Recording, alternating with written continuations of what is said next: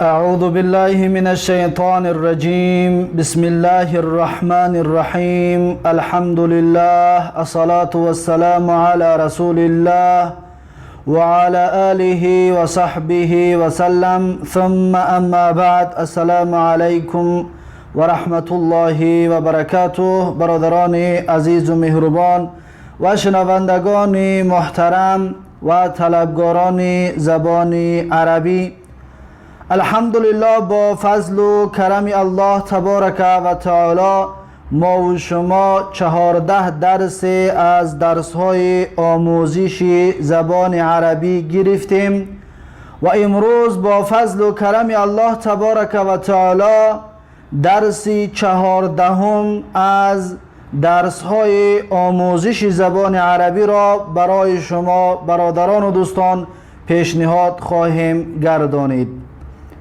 پس برادران عزیز و مهربانم، چطوره که هر درس تاکید میکنیم که این درس ها را به مثل نامهایتان حفظ بکنید تا اینکه شما هر جایی که به عربی گپ میزنن همین کلمه هایی که خواندید بفهمید که چی است، یا همین کلمه های خوانده اتون را به عربی گفته بتوانید. تا همین اندازه سعی و کوشش کنید تا اینکه داننده باشید و به مثل نامهایتان حفظ بکنید. پس هر انسانی که کتاب دارد، هر برادرها و خواهشمندانی که کتاب دارند، کتاب صفحه 60 را بکشایند از کتاب العربیة بین یدیک. و کسانی که کتاب ندارند، پس درس ما و شما از اینجا شروع می شود. می توانید که شما اینجا را ببینید. الوحدة الثالثة، یعنی که بخشی سیوم، السکن و زندگی کردن، الدرس واحد والعشرون، یعنی که درسی 21. حالا ما و شما از کتاب العربیة بین یدیک در درسی 21 رسیدیم، اما سلسله درس های آموزش زبان عربی این درسی 15 می باشد. پس درسی 15 ما و شما یا درسی 21 از کتاب العربیة بین یدیک از اینجا شروع می شود که الحوار الثالث، الحوار الثالث، یعنی که بخشی سیوم. و در اینجا در حرکت خطا شده است که ثالث گه این خطا هست، بلکه الثالث. این پیشی که میبینید، ضمه که میبینید، این از حرف ث هست و این کسره که در اینجا هست این از حرف این لام است، یعنی که الحوار الثالث، یعنی که گفتگوی سیوم. انظر و استمع و اعید، نگاه کن و گوش کن و تکرار کن. و در اینجا شروع می شود صحبت بین المشتری البائع، یعنی که بین مشتری هست. مشتری انسانی خریدار، انسانی که خریدار هست، انسان می خریدگی یا کلینت. و البائع، بائع یعنی که تاجر یا فروشنده یا سوداگر. پس در این حوار، در این گفتگو بین کلینت هست، یعنی که خریدار، و بین سوداگر هست، بین تاجر. این دو کس گفتگو میکند. المشتری، خریدار، میگوید که السلام علیکم. البائع یعنی که سوداگر، تاجر، میگوید و علیکم السلام. ای خدمت، ای خدمت یعنی کدام خدمت است یا یگان خدمت است. ای کدام یا یگان، خدمت خدمت. ما و شما تاجیکان خدمت میگوییم، یعنی یگان خدمت است، یا خدمت میگوییم، یعنی خدمت یا خدمت، یگان خدمت است. المشتری یعنی که خریدار میگوید که اريد بعض الاثاث، اريد بعض الاثاث. مشتری میگوید بعض مبل ها را میخواهم.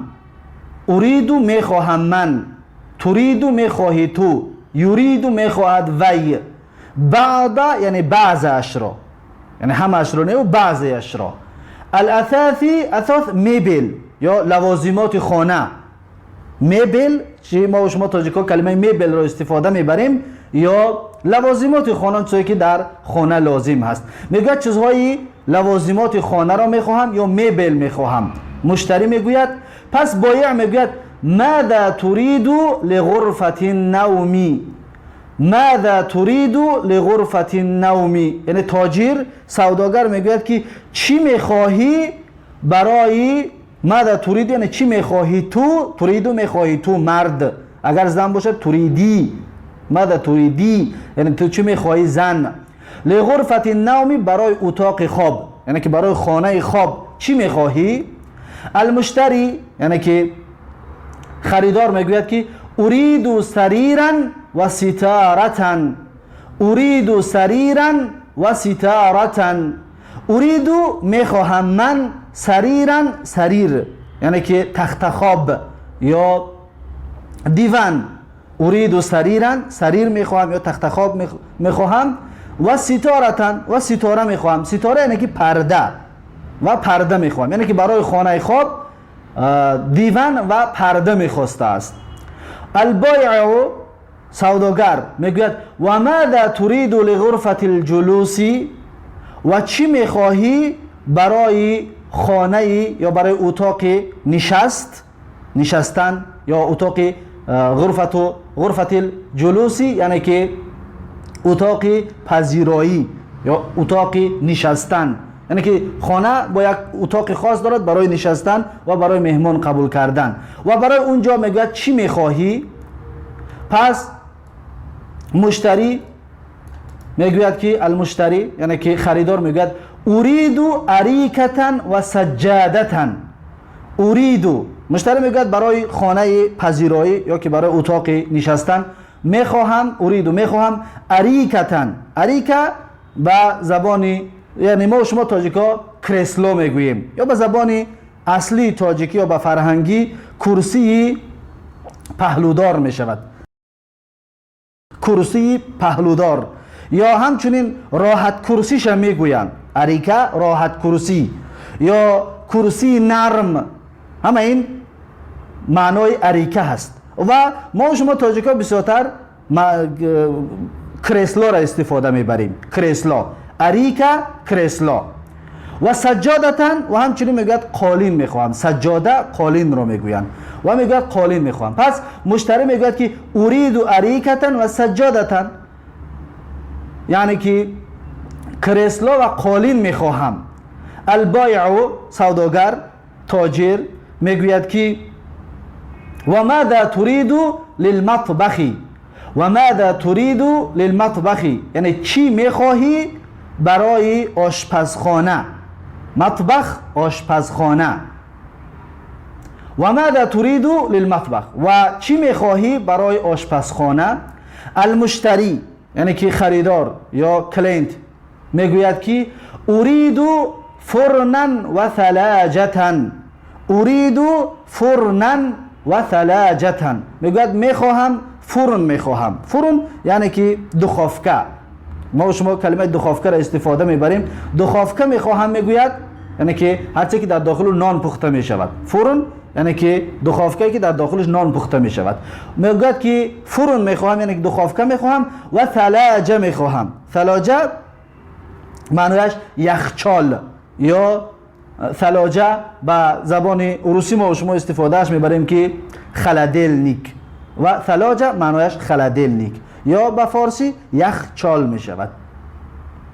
پس مشتری میگوید که برای مطبخ یعنی که برای آشپزخانه دخافکه میخواهم و یخچال میخواهم. البایع سوداگر میگوید که و ماذا تريد للحمام، و ماذا تريد للحمام و چی میخواهی برای حمام یعنی برای حاجتخانه، برای حاجتخانه چی میخواهی. المشتری مشتری میگوید که اريد سخانا و مرآتا، اريد سخانا و مرآتا میگوید سخان میخواهم، سخان یعنی که ترمیکس یا آب گرم کنک، آب گرم کنک عربا آب گرم کنک را سخان میگن، یعنی که ما و شما با کلمه روسی استفادهش میبریم که ترمیکس. و مرآت یعنی که آینه، آینه که انسان خودش رو میبیند، همین را عرب ها مرآت میگویند. پس میگوید که اريد سخانا و مرآتا یعنی که ترمیکس و آینه میخواهم. مشتری میگوید ترمیکس و آینه میخواهم. البایع سوداگر یعنی تاجر میگوید هل تريد شیئا آخر، هل تريد شیئا آخر آیا میخواهی یگان چیز دیگر، شیئا یگان چیز، آخر دیگر. شیئا یعنی که چیز یا یگان چیز، آخر معنایش دیگر. هل تريد شیئا آخر؟ آیا میخواهی یگان چیز دیگر؟ مشتری میگوید المشتری شکرا، یعنی شکرا معنایش رحمت یا شکرا. اريد مشاهدة الاثاث، اريد مشاهدة الاثاث، میگوید که میخواهم دیدن میبل را، یعنی میخواهم که میبل را ببینم. اريد میخواهم، مشاهدت یعنی دیدن، الاثاث میبل، میگوید میخواهم میبل را ببینم. البائع تفضل، بایع میگوید تفضل یعنی که بفرما، بفرمایید یا مرحمت کنید. پس این بود حواری درسی امروزه ما و شما و این با این سخنها خلاص صفحه 60 و میگذاریم به صفحه 61 از کتاب العربیه بین یدیک.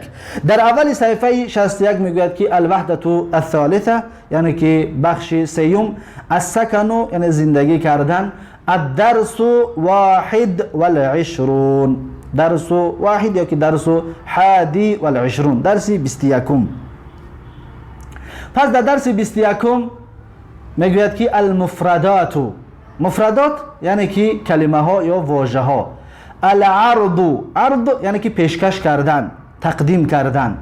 انظر و استمع و اعد، نگاه کن و گوش کن و تکرار کن. پس در اینجا کلمه ها را میارد برای گوش کردن و برای دیدن و برای تکرار کردن. پس اینجا را ببینید یک تا میخونیم و همچنین ترجمه میکنیم برای در ذهنتون خوب ماندن.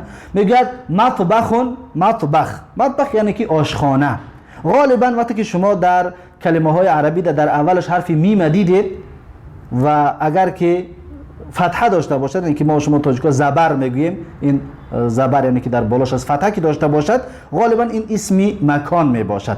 مطبخ مثلا یعنی که جای پختن. طبخ عربا پختن رو میگن، طبخ معنایش پختن. پس مطبخ یعنی که جای پختن، یعنی که آشخانه.